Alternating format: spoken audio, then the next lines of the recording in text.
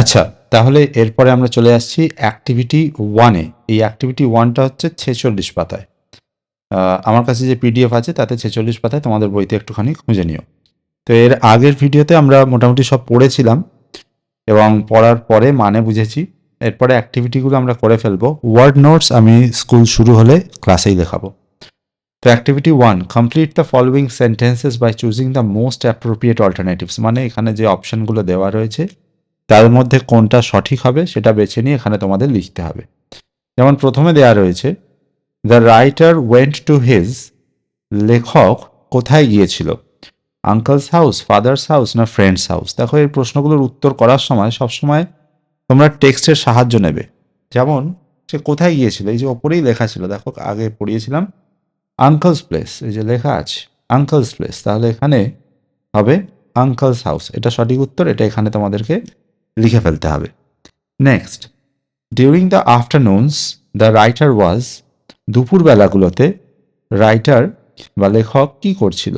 যে বলেছে গল্প অপু, সে কি করছিল দুপুরবেলাগুলোতে? ও হ্যাপি ছিল, অ্যাংরি ছিল না বোর্ড ছিল? অবশ্যই বোর্ড ছিল, এখানে লেখা আছে দেখো, I was bored during the afternoons. তো এই যে বোর্ড, বিরক্ত হয়ে গিয়েছিল সে, ভালো লাগছিল না তার। তো এখানে বোর্ডটা উত্তর হবে, এখানে লিখবে তোমরা। Next, number 3, the writer's friend played dash after every afternoon. লেখকের বন্ধুরা প্রতিদিন বিকেলবেলা কি খেলতো? বন্ধুরা বলেছে, তো এখানে লেখা ছিল দেখো, every afternoon my friends played football or cricket. তাহলে উত্তরে দেখি, ফুটবল আর ক্রিকেট, ক্রিকেট আর হকি না, ফুটবল আর ক্রিকেট, ফুটবল আর কাবাডি? অবশ্যই ফুটবল আর ক্রিকেট, এটা সঠিক উত্তর, এটা এখানে লিখবে। নেক্সট, চারেরটা, the writer felt that he was very dash. লেখকের মনে হয়েছিল যে সে ছিল খুবই, শূন্যস্থানে লিখতে হবে কি, কেমন মনে হয়েছিল তার? এই যে, so I felt myself to be insignificant, তাকে নগণ্য বা গুরুত্বহীন মনে হয়েছিল। অপশন দেখি, ইম্পর্টেন্ট, ইম্পর্টেন্ট মানে গুরুত্বপূর্ণ, একেবারেই নয়। পাওয়ারফুল মানে শক্তিশালী, পাওয়ারফুল নয়। আনইম্পর্টেন্ট, হ্যাঁ এটা উত্তর, এটা এখানে লিখতে হবে। অ্যাক্টিভিটি 1 হয়ে গেল। অ্যাক্টিভিটি 2 বলছে, what do you think was the miracle? মিরাকলটা কি ঘটেছিল বলে তোমার মনে হয়? ডিসকাস উইথ ইউর পার্টনার, এটা আলোচনা করার প্রশ্ন, এটা লেখানোর প্রশ্ন নয়। চলো অ্যাক্টিভিটি 3-তে যাওয়া যাক। অ্যাক্টিভিটি 1, 2, অ্যাক্টিভিটি 3, ওকে। এই হচ্ছে আমরা এসে গেছি অ্যাক্টিভিটি 3-তে। ট্রু ফলস, যেটা সত্যি হবে সেখানে টি লিখতে হবে, যেখানে ফলস হবে সেখানে এফ লিখতে হবে। তো দেখা যাক একেরটা বা এরটা। Apu went to see a football match. Apu football match দেখতে গিয়েছিল, তাই কি? একেবারেই নয়, অপু কিন্তু কাবাডি ম্যাচ দেখতে গিয়েছিল, এটা ফলস। বি এরটা, the team from Motiganj was last year's winner. Motiganj থেকে আসা টিম ছিল গত বছরের বিজয়ী টিম। একদমই তাই, মতিগঞ্জ থেকে যে টিম এসেছিল তারা গত বছরের বিজয়ী টিমই ছিল, তাই ট্রু হলো। সি একটা, মেনি পিপল গ্যাদার্ড অ্যাট বুড়ির মাঠ টু এনজয় দ্য ম্যাচ। অনেক লোক বুড়ির মাঠে এসে জড়ো হয়েছিল, গ্যাদার্ড মানে জড়ো হওয়া, এই খেলাটি দেখার জন্য। অবশ্যই তাই, বুড়ির মাঠেই সকলেই এসেছিল। অ্যান্ড লাস্টে, Nasir pulled Apu to the playground. Nasir অপুকে খেলার মাঠে টেনে নিয়ে গিয়েছিল। না, অপুকে কিন্তু খেলার মাঠে নাসির টেনে নিয়ে যায়নি, নাসির তো মাঠে আসেইনি, নাসিরের তো মায়ের শরীর খারাপ হয়েছিল। তাহলে কে তাকে খেলার মাঠে টেনে নিয়ে গিয়েছিল? তার কাজিন, তাহলে এটা কিন্তু false. Okay, activity 4, match column A with column B to make meaningful sentences. এই এ কলমের সঙ্গে বি কলম মিক্স করতে হবে, ম্যাচ করতে হবে, তাতে মিনিংফুল সেন্টেন্স তৈরি হবে। দেখা যাক এরটা, Apu and his cousin must go to বুড়ির মাঠ। অপু এবং তার কাজিনকে বুড়ির মাঠে যেতেই হবে। কি কথা, কেন দেখি? Because his mother is ill, তার মা শরীর খারাপ বলে না। ফর আওয়ার ভিলেজ, তার গ্রামের জন্য। বাই 4 o'clock, 4টের মধ্যে। About his role in the match, তার ম্যাচে তার ভূমিকা নিয়ে। অবশ্যই তাদেরকে 4টের মধ্যে বুড়ির মাঠে যেতে হবে। চলে গেল, মিলে গেল। অপু ওয়াজ অ্যানশিয়াস, অপু চিন্তিত হয়ে পড়েছিল, উদ্বিগ্ন হয়ে পড়েছিল যে কি, কেন কেন কেন আমাকে যেতে হবে কেন? About his role in the match, খেলায় তার ভূমিকা নিয়ে। নাসির হ্যাজন্ট কাম, নাসির আসেনি, কেন আসেনি? Because his mother is ill, কারণ তার মা অসুস্থ। It's a matter of prestige, এটা একটি সম্মানের ব্যাপার। কাদের জন্য? ফর আওয়ার ভিলেজ, আমাদের গ্রামের জন্য। তো হয়ে গেল আমাদের ম্যাচিং অ্যাক্টিভিটি 4। এরপরে চলে আসি অ্যাক্টিভিটি 5-এ। এইগুলো কিন্তু খুব মজার। এখানে ঘটনা পরম্পরা, মানে কোন ঘটনা আগে ঘটেছে কোন ঘটনা পরে ঘটেছে সেই অনুযায়ী আমরা মেলাবো, কেমন? তো দেখা যাক, অ্যারেঞ্জ করা যাকে বলে, এগুলোকে রিঅ্যারেঞ্জ বলা হয়। আই গেভ আ জার্ক, প্রথমেরটা বলছে আই গেভ আ জার্ক, আমি একটি ঝাঁকুনি দিয়েছিলাম। তারপরে দেখি কি লেখা আছে। এগুলো করার সময় আগে সবকটা পড়ে ফেলবে, তারপর গল্পটায় আরেকবার যাবে, ওই জায়গাটা খুঁজে বার করবে, দেখবে 1 2 3 4 5 পরপর ঘটনা সব খুঁজে পেয়ে যাবে। দুয়েরটা বলছে দে কট মি ইজিলি, তারা আমাকে খুব সহজে ধরে ফেলেছিল। তিনেরটা বলছে I experienced a painful bite, আমি ভয়ঙ্কর একটি যন্ত্রণা অনুভব করেছিলাম। চারেরটা I moved into their part of the ground, আমি তাদের দিকের মাঠে এগিয়ে গিয়েছিলাম, চলে গিয়েছিলাম। পাঁচেরটা আই ফেল্ট হেল্পলেস, আমি আশাহীন হয়ে পড়েছিলাম। তো এই জায়গাটা আমাদেরকে আগে টেক্সটে খুঁজতে হবে। আমি করে দিলেই হবে না, আমি দেখিয়ে দেবো আমি কিভাবে করছি, সেভাবে তোমরাও কিন্তু করবে। এই দেখো এইখানটা প্রথমে অ্যাট দ্যাট মোমেন্ট, এখান থেকে পড়ো। I felt a severe bite on my right leg. না, 1 সেকেন্ড দাঁড়াও।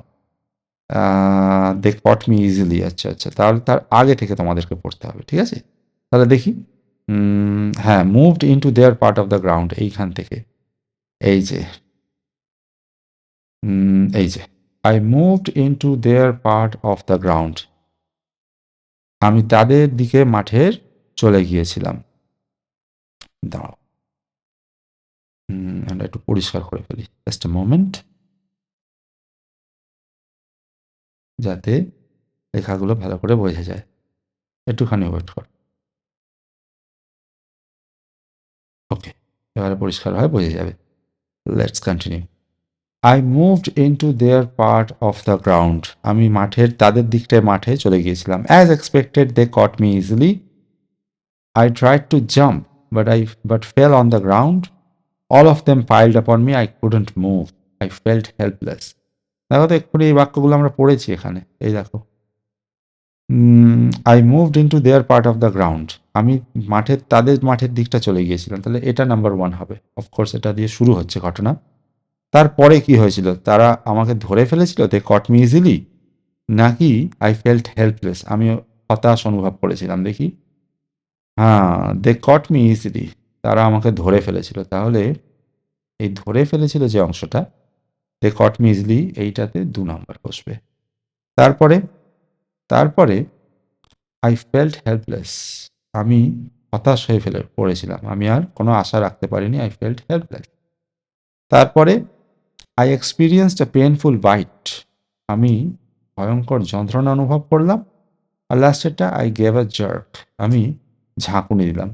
পরপর পড়লেই দেখতে হবে। দেখো, I felt a severe bite on my right leg, তারপরে দেখো এখানে আছে আই গেভ আ জার্ক, আমি ঝাঁকুনি দিলাম। তো পরপর এই পার্টটা গেল 1 2 3 4 5।